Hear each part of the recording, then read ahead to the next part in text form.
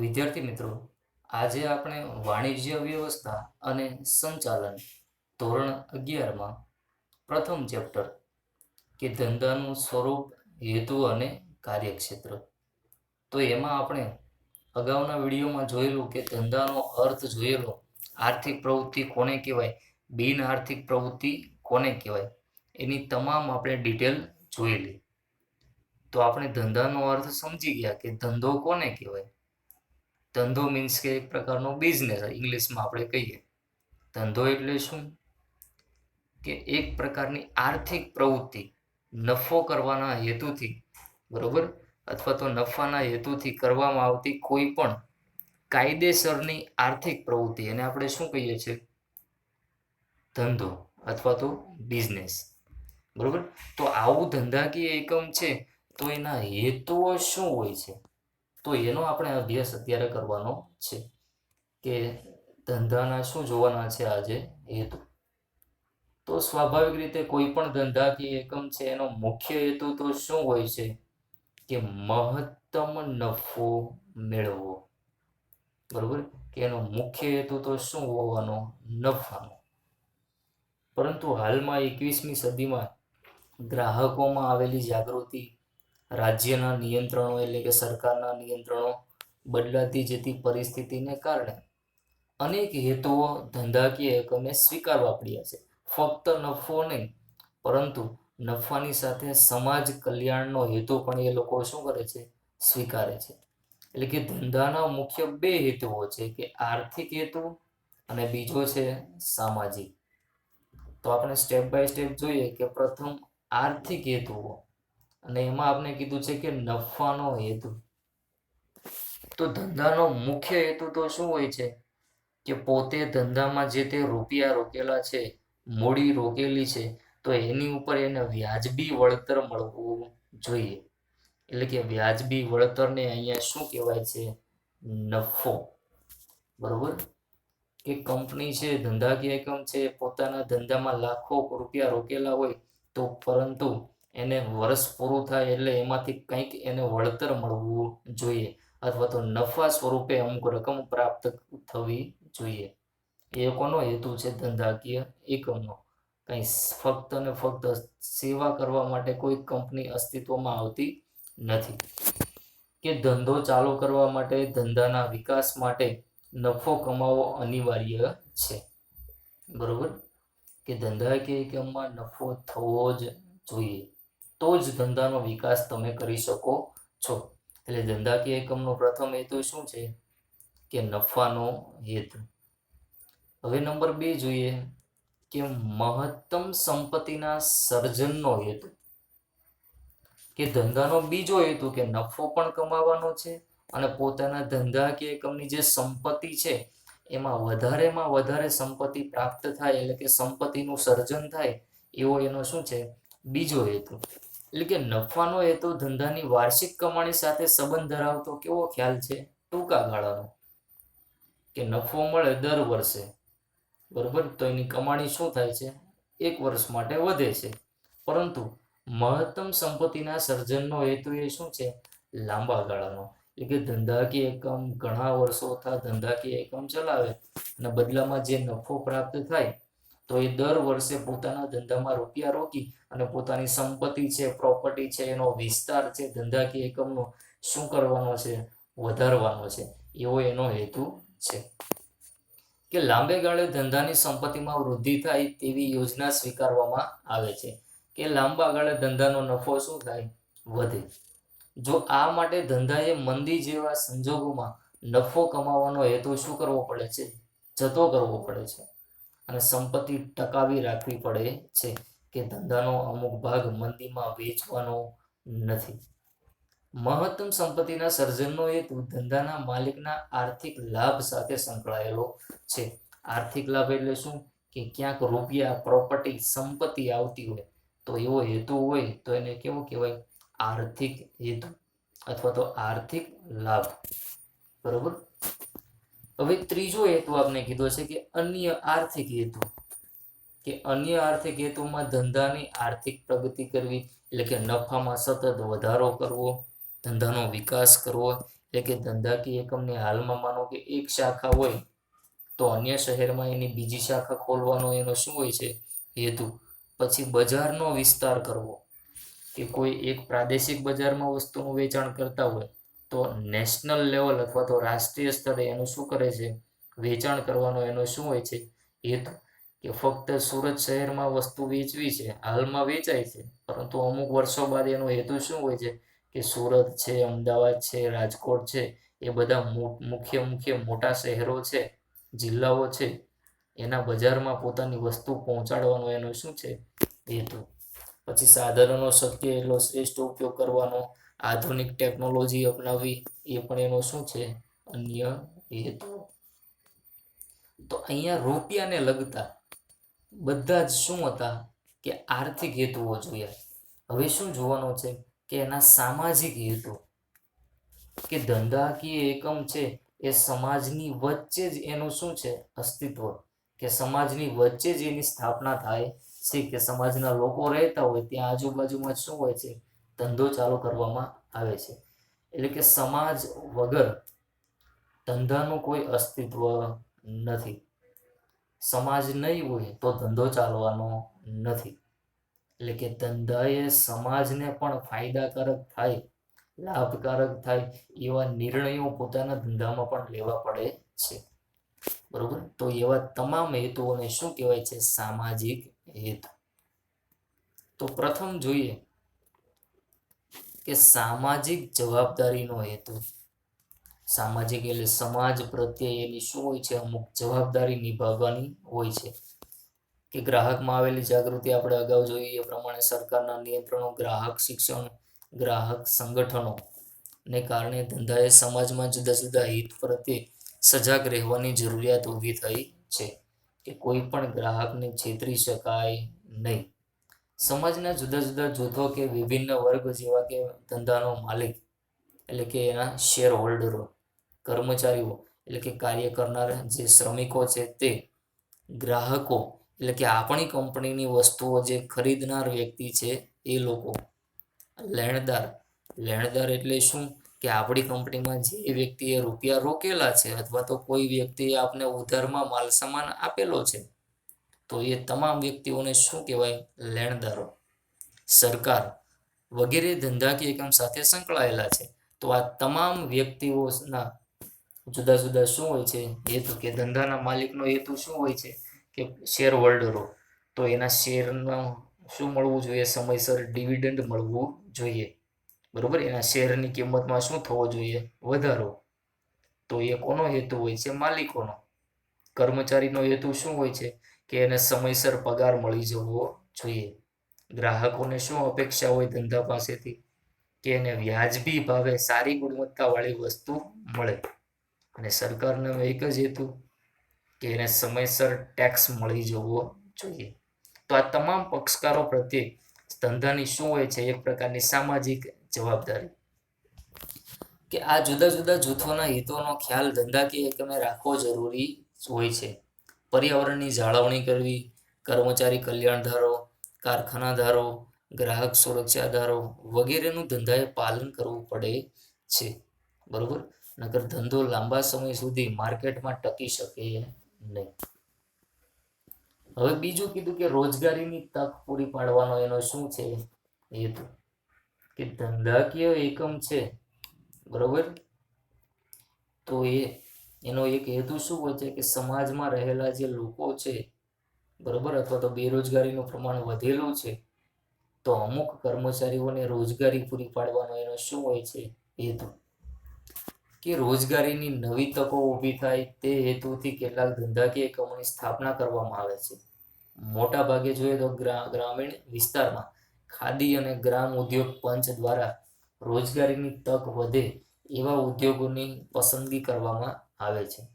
અને બેરોજગારને રોજગારની તક મળે તે હેતુથી પછાત વિસ્તારોમાં ધંધાકીય એકમની સ્થાપના અને પસંદગી કરવામાં આવે છે. તે મોટાભાગે ગ્રામીણ વિસ્તારમાં ધંધાકીય એકમની સ્થાપના કરી અને પછાત વિસ્તાર છે ત્યાંના બેરોજગાર વ્યક્તિઓ છે એને રોજગારી આપવાનો શું છે, ધંધાનો હેતુ. બરોબર, આગળ જોઈએ કે ગુણવત્તાવાળી વસ્તુ અને સેવા પૂરી પાડવી, કે સમાજના લોકો તેમની જરૂરિયાત સંતોષી શકે અને સરળ રીતે ઉપલબ્ધ થાય તે રીતે ગુણવત્તાયુક્ત વસ્તુઓ અને સેવા પૂરી પાડવાનો એનો શું હોય છે હેતુ. કે રસોઈમાં ઉપયોગી મસાલા, ઠંડા પીણા અને ખાદ્ય પદાર્થોનું ઉત્પાદન કરતા એકમોએ ઉચ્ચ ગુણવત્તાના ધોરણોનું પાલન કરવું જોઈએ. એનો મિનિંગ શું થાય કે ઉચ્ચ ગુણવત્તાવાળી વસ્તુ ગ્રાહકોને પૂરી પાડવી જોઈએ. અને એ પણ એનો શું છે, એક પ્રકારનો હેતુ. કે સામાજિક હેતુ ધરાવતા ધંધાકીય એકમો વ્યાજબી ભાવે વસ્તુ અને સેવા પૂરી પાડવા પ્રતિબદ્ધ હોય છે. જેમ કે વસ્તુના વેચાણ પછી ગ્રાહકના ઘર સુધી વસ્તુ પહોંચતી કરવી, વસ્તુની ગોઠવણી કરવી વગેરે. માનો કે આપણે કોઈ ટીવી લીધું છે, LCD અથવા તો LED, અથવા તો ફ્રીજ લીધું છે, વોશિંગ મશીન લીધું છે, અથવા કોઈ પણ ઇલેક્ટ્રોનિક સામાન લીધો છે, બરોબર. તો આપણે કોઈ વેપારીની દુકાનેથી ઓર્ડર કરીએ અને તો એ વ્યક્તિ શું કરે છે, આપણા ઘર સુધી વસ્તુ પહોંચતી કરે છે અને એના માણસો દ્વારા વસ્તુની આપણા ઘરમાં સરસ રીતે ગોઠવણી પણ કરી આપે છે. તો આવો હેતુ પણ શું હોય છે, ધંધાકીય એકમ. પછી કીધું છે વ્યાજબી વેપારી રીત રસમ અનુસરવાનો. તો વેપારી રીત રસમ એટલે શું, કે યોગ્ય નીતિઓ, બરોબર, યોગ્ય સિસ્ટમ, યોગ્ય પદ્ધતિ અનુસરવાનો વેપારીનો શું હોય છે હેતુ. કે વેપાર કરવાની કંઈક અમુક શરત હોય, કે કાળા બજાર, બરોબર, કે બ્લેક માર્કેટ ઘણી વખત ઉદ્ભવે, કે કાળા બજારી ઉદ્ભવે, કે વસ્તુની જે કિંમત હોય એના કરતાં અમુક વેપારીઓ શું કરે છે, વધુ કિંમત વસૂલ કરે. પરંતુ અહીંયા વાજબી વેપારી રીત રસમ અનુસરે તો કાળા બજાર એ કરી શકે નહીં. એટલે કે વસ્તુના કાળા બજાર, વસ્તુનો સંગ્રહ કરવો, ગેરમાર્ગે દોરતી જાહેરાત વગેરે ધંધા માટે અયોગ્ય ગણવામાં આવે છે. તો એવી અયોગ્ય રીત રસમ એ અપનાવશે નહીં.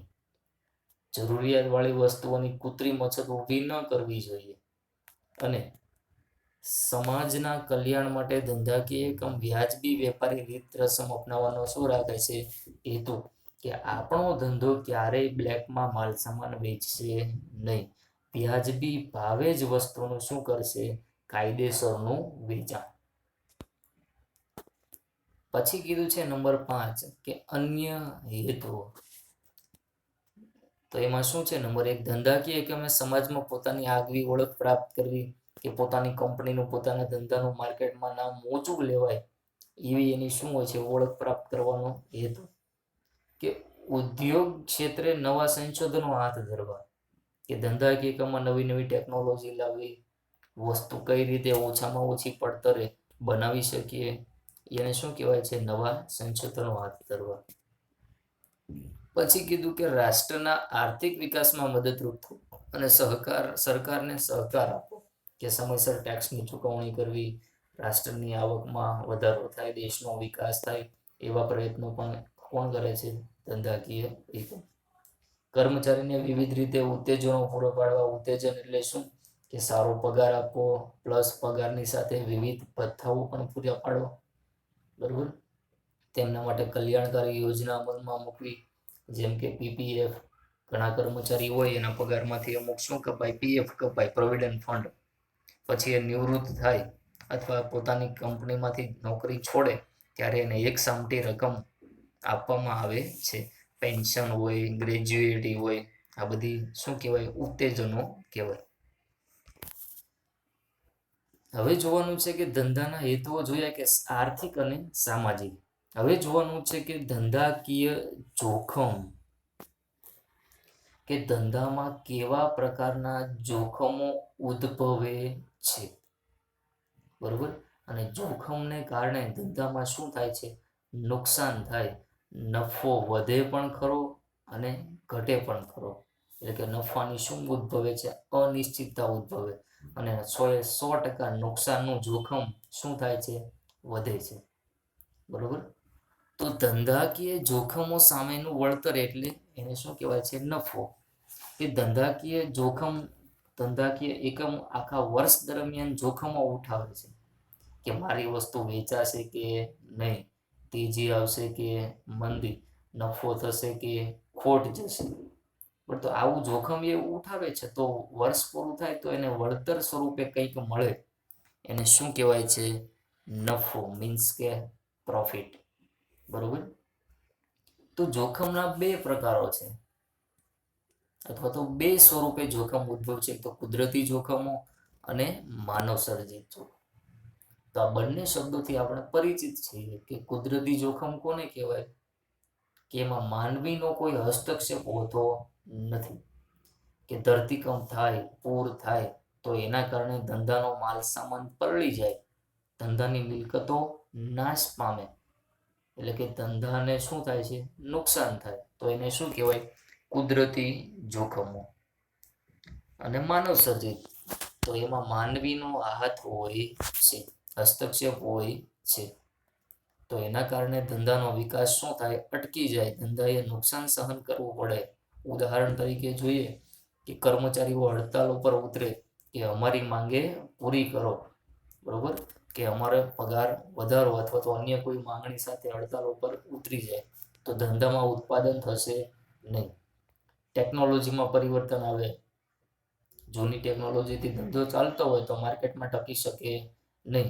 ગ્રાહકની રુચિ પસંદગી બદલાય, એટલે કે માંગમાં ફેર થઈ જાય, કે પસંદગી બદલાઈ જાય તો જૂની વસ્તુની માંગ કરશે નહીં અને નવી વસ્તુની એ લોકો માંગ કરશે, એટલે જૂની વસ્તુ વેચાશે નહીં અને એ ધંધા માટે શું ગણાય? જોખમ અથવા તો નુકસાન.